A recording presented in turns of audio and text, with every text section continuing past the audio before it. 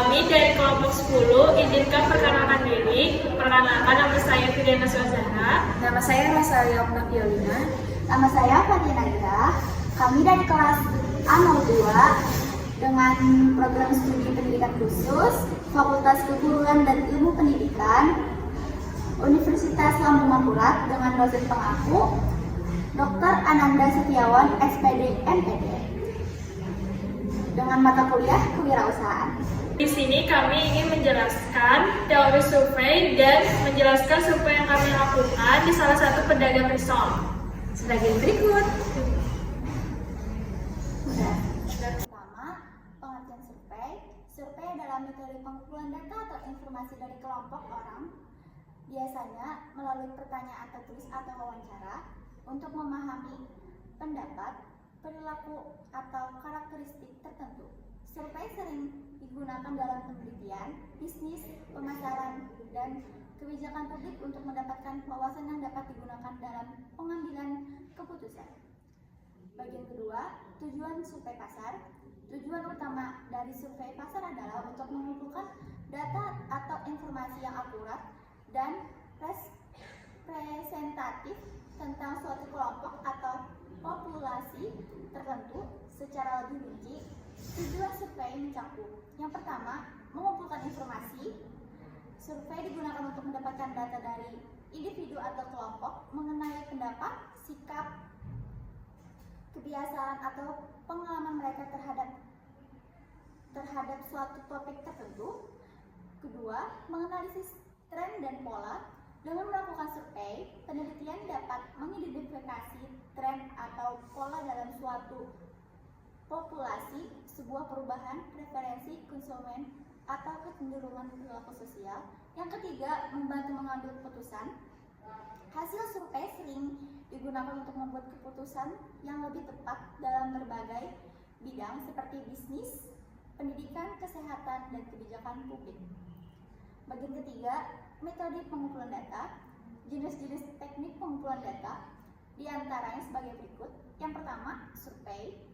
Metode ini digunakan kuesioner atau formulir untuk mengumpulkan data dari responden. Survei dapat dilakukan secara langsung melalui telepon atau melalui media daring. Yang kedua, observasi. Teknik ini menggunakan pengamatan visual atau audio untuk mengumpulkan data.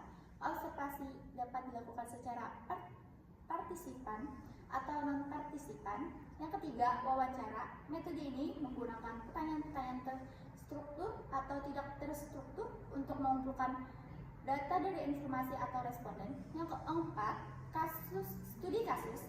Teknik ini menggunakan analisis yang mendalam tentang kasus individu atau kelompok untuk mengumpulkan data. 4. Langkah-langkah survei pasar.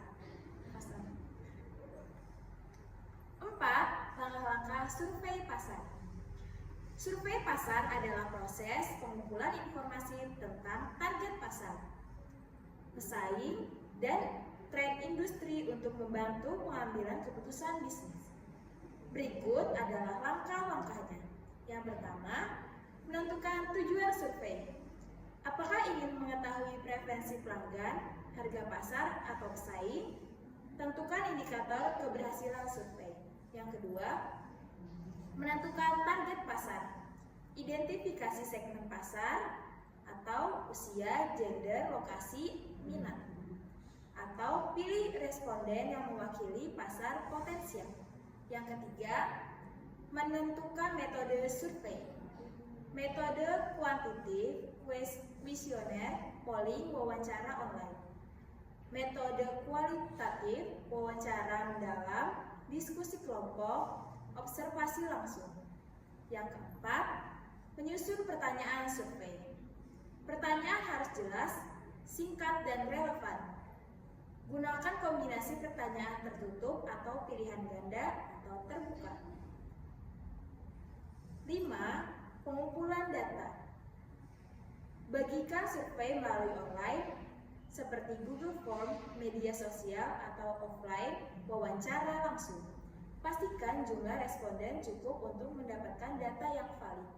Yang keenam, menganalisis hasil survei, kelompok dan intensifikasikan data. Gunakan alat analisis seperti Excel, Google Sheet, atau software statistik. Yang ketujuh, menarik kesimpulan dan rekomendasi. Tentukan pola atau tren dalam data. Buat strategi berdasarkan temuan survei. Yang kedelapan, menggunakan hasil survei untuk keputusan bisnis. Sesuaikan produk, harga, atau strategi pemasaran sesuai dengan hasil survei. 5.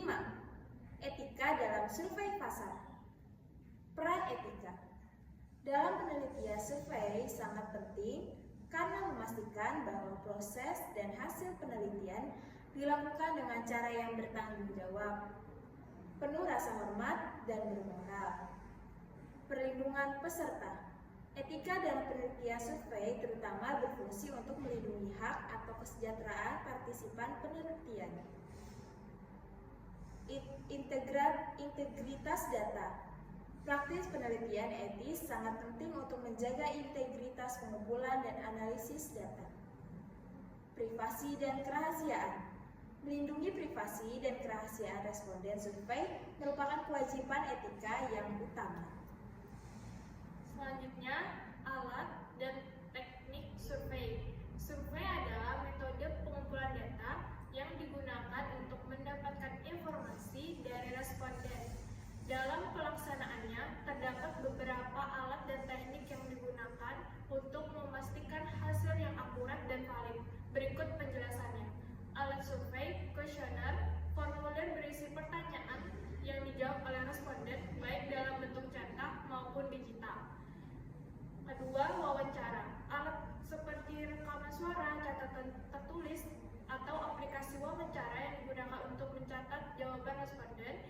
Yang ketiga, observasi. Alat seperti lembar observasi, kamera, atau perangkat pencatat lainnya untuk merekam perilaku atau kejadian. Yang selanjutnya, survei online. Menggunakan platform seperti Google Form, SurveyMonkey, atau aplikasi survei lainnya. Sensor dan alat pengukur yang digunakan dalam survei lapangan untuk mengukur aspek tertentu, misal GPS untuk survei geografis. Teknik survei, survei langsung. Responden diwawancarai atau diberi kuesioner secara langsung, contoh survei rumah tangga oleh BPS. Survei tidak langsung, data dikumpulkan dari sumber sekunder atau melalui media lain seperti telepon atau internet, contoh survei opini publik melalui media sosial. Selanjutnya, survei eksperimental. Responden diberikan perlakuan tertentu untuk melihat perubahan yang terjadi, contoh studi pemasaran dengan uji coba iklan. Selanjutnya, longitudinal. Data dikumpulkan dalam periode waktu tertentu untuk melihat perubahan tren. Contohnya, studi perkembangan anak dalam jangka waktu 5 tahun. Selanjutnya, survei cross-section. Data dikumpulkan dalam satu waktu tertentu untuk mendapatkan gambaran keadaan saat itu. Contoh, survei kepuasan pelanggan dalam 1 bulan tertentu. Hasil survei pasar yang kami dapat yaitu penjual risol. Penjelasannya akan kami taruh di samping. Jadi, hasil yang kami dapat dari survei pasar yaitu penjual risol. Penjual risol berkata, mereka dari awal merintis melalui jualan online atau open order. Dari open order itu, mereka bisa membuat cabang di mana-mana. Peminat risol sangat banyak, tidak hanya kalangan orang dewasa, tetapi juga anak-anak. Karena itu, pemilik risol mengambil untuk jualan risol, tidak jualan makanan yang lain-lain. Jadi, modal awal dari pembuatan risol ini sekitar 500.000, termasuk konten, paling sedikit 200 untuk modal pertama untuk pembelian bahan-bahan membuat risol.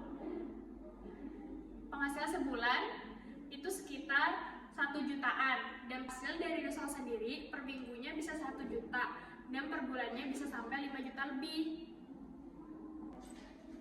Kendalanya saat penjualan risol waktu online, kadang ada pelanggan yang tidak tanggung jawab dan tiba-tiba cancel. Excel. Terus kalau saat offline kendalanya itu bertarung dengan cuaca.